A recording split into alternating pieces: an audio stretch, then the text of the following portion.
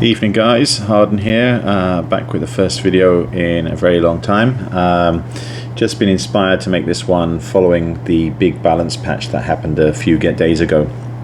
I just want to kind of show what my thinking is on my fleet of 3 ratting ravens now, my setup following the balance patch. Yeah, it was quite interesting. Don't think it has gigantically impacted me in terms of what I'm doing, but I will just share kind of my setup so you guys can have a look. So you can see here, this is a sniper fit. The large missiles have had their range extended, so you can now hit up to 132 kilometers without needing any missile guidance computers or anything like that. Previously, when I was doing this ratting setup, I actually had 5 ballistic controls and 1 missile guidance to give me that extra range to 120, so I could warp in at 100, and depending on where the NPC spawn was always at a reasonable distance, and I could always hit that NPC spawn. Whereas if you didn't have the missile guidance, sometimes the spawn could be just a little bit out of range. As you can see, I don't need to do that now. So I have just stacked up 6 ballistic controls. Now, the ballistic controls, the activation bonus is no longer as good as it was. That has been nerfed. And the other thing is there is also a much longer cooldown. So it's now gone from 60 seconds to 100 and I think it's 120 seconds, or maybe around 130 seconds, something in that vicinity. But I found while doing my ratting that actually this still kind of works. That you can still cycle. You can see there my cold DPS is much higher now than it was prior.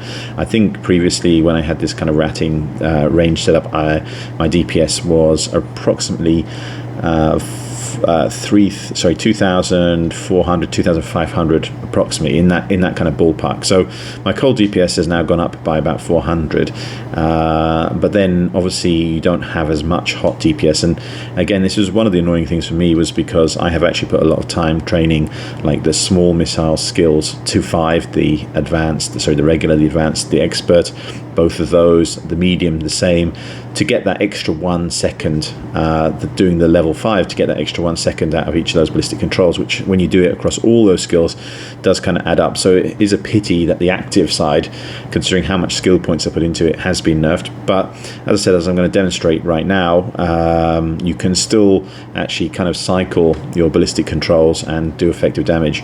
Now what I'm going to do is I'm going to jump in and do 1 large T10 anomaly so you can get a feel. One of the other things, again, I'll probably talk about it more when we're doing it, is I've noticed that the rats are a little bit different now. Some of them have extended range, because I guess when they extended the range on the missiles and some of the other weapon types, now the NPCs hit a bit further, so I do actually take a little bit more damage.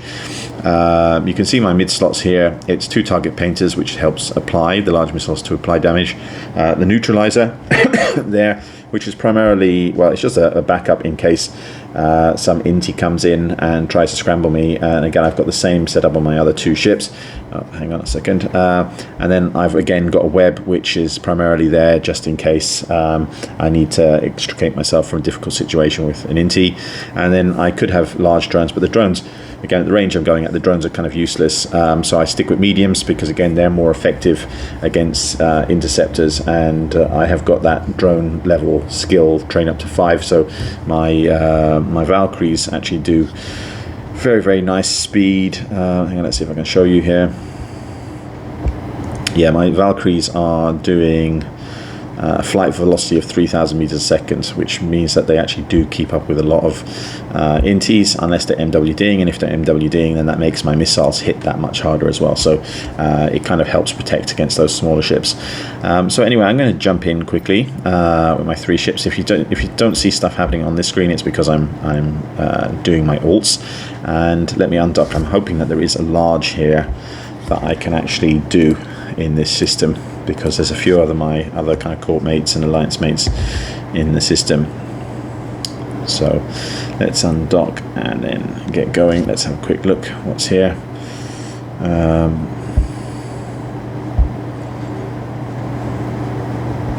If I can't do a large, then I will do a Oh, it looks like there's one here, fleet command, warp fleet. So you can see I'm warping in at over 100. I hope that Mercurial is not going to the same place. It might be. We shall see. If we arrive in the same place, I might have to go to a different belt. Just waiting for my ships to warp.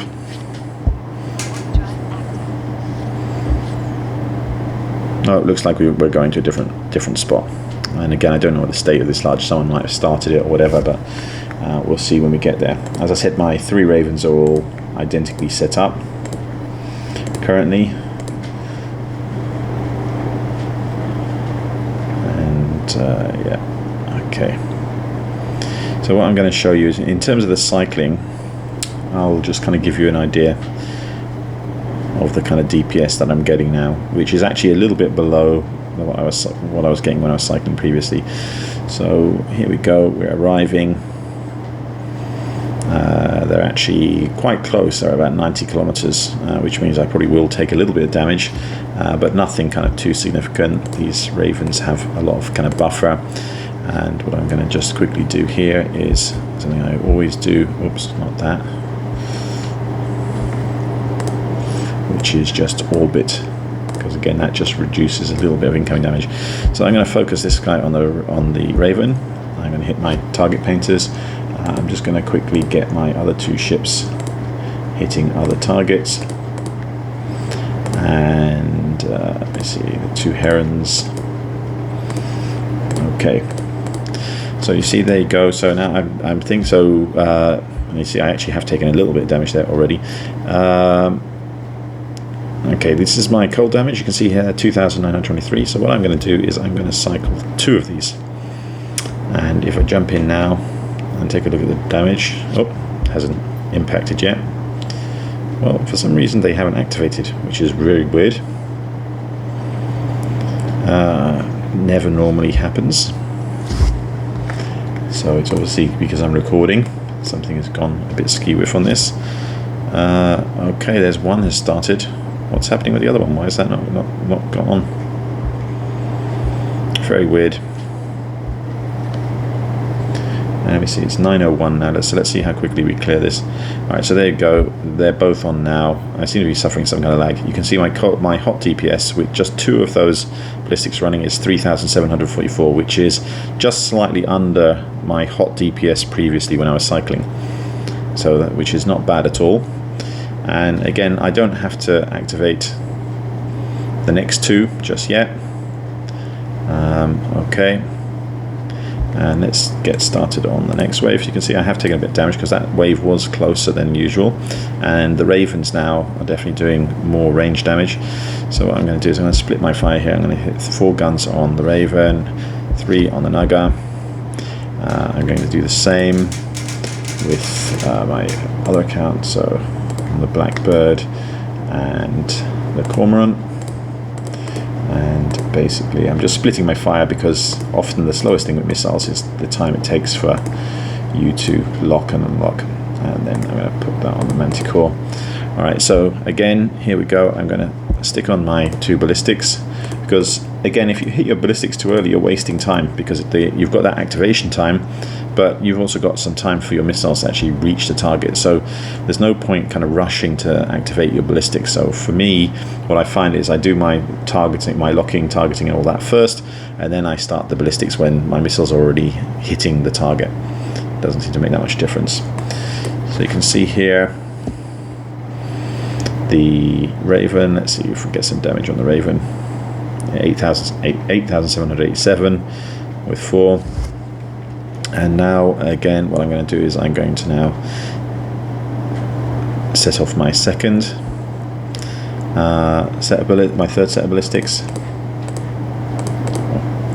and you can see that the timer is like 135 seconds cooldown, so it takes a long time. But you can see now that already my first set of 2, apart from the one that for some reason was delayed and lagged, are already almost back out of cooldown. So by the time this wave dies and then I relock the next wave, and then I go through the process with my ults of locking and choosing targets, those ones are ready to be activated again. So it means you can pretty much keep up the hot DPS constantly if you're running this kind of setup.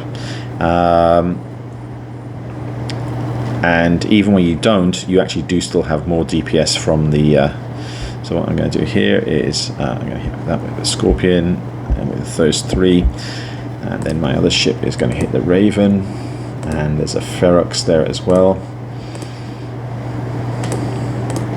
And then my 3rd ship is going to take some of the smaller... Well, there's an Osprey and a Blackbird. So those are the targets there. And you can see my ballistics there have come off cooldown. So I can activate those again. So again, now I'm running at 3,000 something. Double check again. 3,700 DPS there.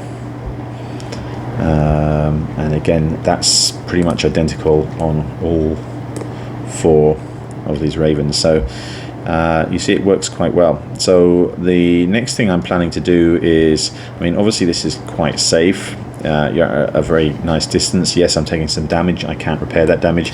I did actually have on one of my ships at one stage a group shield booster, which uses fuel. And if I just leave that running, doesn't use a huge amount of fuel. If I just leave that running, it will over time repair the shields to a point where you don't actually notice it. But honestly, when I'm doing ratting, I only probably rat for about an hour and a half at a time, and even during that period, the NPCs don't normally take my shields down to any kind of level that would be scary.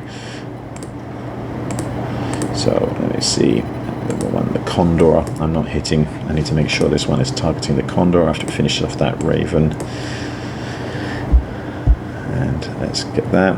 And again, you can see I'm actually kind of wasting that now. I've actually put the ballistics on. I didn't really, at the end of this wave, I didn't really need to because there wasn't that much stuff left on the field. So I could have preserved those ballistics to the start of the next wave, but I have started them now. But you can see I'm going to have another 2 coming off cooldown in a minute. So anyway, after I've been experimenting with this seems quite effective. It doesn't seem to have impacted my ticks greatly. It doesn't seem in either a negative or a positive way. Obviously the nice thing is that the Netease has brought in that thing where you can claim the ticks, so that has actually boosted my income slightly. Alright, so we're on to wave 4. So these are the ones where it's the large T10 anomaly, so some of these are getting a bit more serious. Again, this one is a little bit more close to me than for comfort, because as I said, the battleships are now hitting at that kind of range quite regularly, so I probably will take some damage here. Again, worst comes to worst, I just simply dock up after, and I just get my other ship targeting as Scorpion. Oh, there's a Raven there, and we'll go for the Blackbird on that one. And then, sorry, yeah, I'm just the Caracal. And again, let's get my ballistics on. 2 ballistics, 2 ballistics. So you can see there's not really that much downtime, because I just activate them after I've got through the locking, after my missiles are starting to hit the target, because otherwise you're just wasting the active time if your missiles haven't actually reached the target by when they're active. And again, you can see here that I've got another 2 ready to go once these 2 are finished their cycle. Switching targets on these, go for the Corax on that one. This one is going to go for a Blackbird, and here we will go for Manticore after this.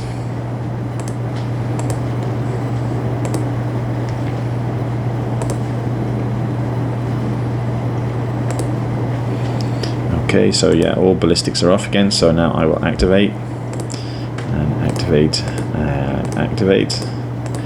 And you can see I've got 33 seconds, so the active time will be long enough that I will get another round of double ballistics here. So even though they have nerfed the time quite significantly by increasing it to 135 seconds, approximately, I can't remember exactly, 135 seconds, when you're going with this kind of max glass cannon fit, it doesn't have that much negative impact. Okay, I'm just going to actually split my fire here. Don't need all my guns on the Manticore. I have lost a bit of shield, so again, it's just something to be wary of, especially if there does happen to be any kind of reds, any kind of roaming enemies around. And again, I'm just going to activate my next set of ballistics. Now, you can see now there probably will be a gap towards the end of this wave because my last set are on 60 seconds. So there will be a gap. But you can see this wave is pretty much done now. So this wave is almost dead. Let's go for the Scorpion, not the Corax. And same here, let's focus on the Scorpion.